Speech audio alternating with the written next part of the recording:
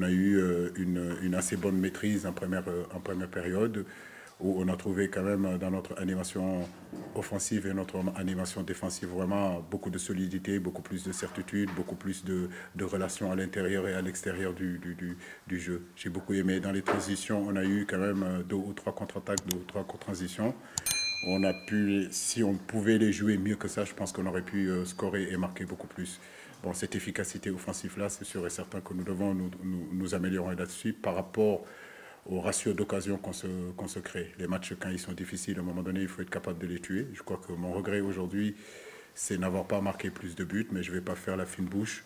Et je sais que voilà, ça a été dans l'ensemble un très bon match. Maintenant, l'Iran, c'est vrai que c'est un autre gabarit. C'est une équipe qui est qualifiée à la Coupe du Monde, qui vient à peine juste de battre l'Uruguay. Ils sont en capitale confiance.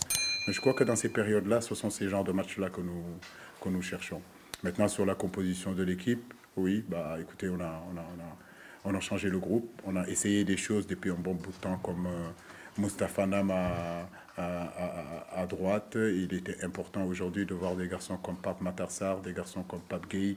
Je pense que leur comportement a été plutôt satisfaisant.